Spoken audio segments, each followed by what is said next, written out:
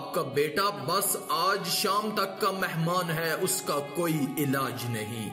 Doctor کے یہ الفاظ سن کر مولانا رو پڑے، اپنے بیٹے کو گھر لے آئے۔ گھر میں کھڑے اپنے بیٹے کی تیمارداری کر رہے تھے کہ دروازے پر دستک ہوئی۔ مولانا دروازے پر گئے، باہر ایک بوڑھے شخص کو کھڑا پایا۔ حضرت جی نے سلام دعا کے بعد پوچھا، بابا جی خیریت سے آئے ہو؟ وہ کہنے لگا، خیریت سے کہاں آیا ہوں، ہمارے علاقے میں قادیانی مبلغ آیا ہوا ہے، وہ لوگوں کو گمراہ کر رہا ہے، پوری امت گمراہ ہو رہی ہے اور آپ گھر میں کھڑے ہیں۔ مولانا نے جیسے ہی یہ بات سنی، آپ رحمت اللہ کی آنکھوں سے آنسو بہہ رہے تھے۔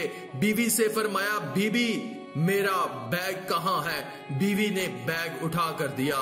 آپ رحمت اللہ بیگ ہاتھ میں پکڑے گھر سے روانہ ہونے والے تھے۔ بیوی نے دامن پکڑ لیا اور کہنے لگی، مولانا آخری لمحات میں اپنے نوجوان بیٹے کو اس حالت میں چھوڑ کر جا رہے ہو؟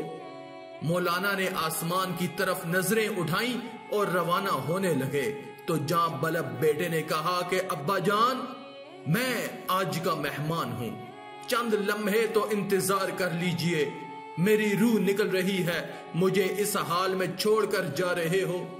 مولانا نے اپنے نوجوان بیٹے کو بوسہ دیا۔ آپ رونے لگے اور فرمایا کہ اے بیٹے، بات یہ ہے کہ میں محمد صلی اللہ علیہ وآلہ وسلم کے دین کی خاطر جا رہا ہوں۔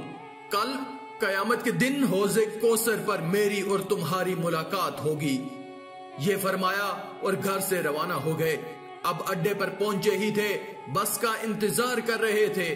اتنی دیر میں کچھ لوگ دوڑ کر آئے اور کہنے لگے کہ مولانا، آپ کا بیٹا فوت ہو چکا ہے، اس کا جنازہ پڑھاتے جائیے۔ مولانا صاحب نے آسمان کی طرف نظریں اٹھائیں اور رو کر فرمانے لگے، جنازہ فرض کفایہ ہے اور امت کو گمراہی سے بچانا فرض عین ہے۔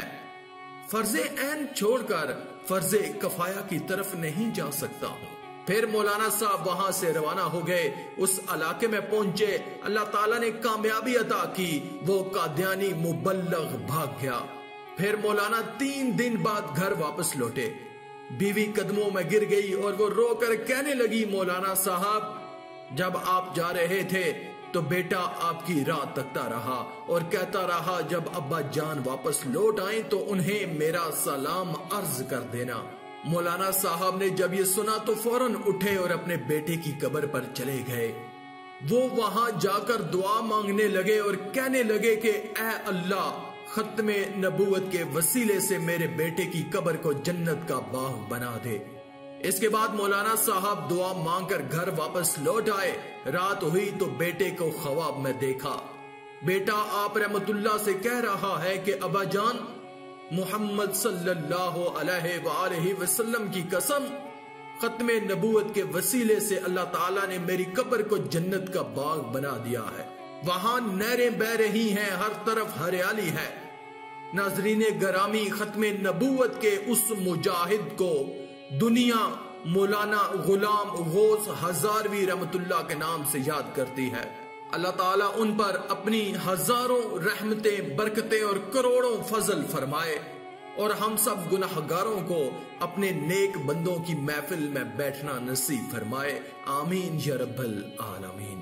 آج کی اس ویڈیو میں تھا بس اتنا ہی۔ مزید اسلامی ویڈیوز حاصل کرنے کے لیے اللہ کی قدرت چینل کو سبسکرائب کر دیں اور ساتھ میں موجود بیل کے آئیکن کو دبا کر آل پر کلک کر دیں۔ شکریہ۔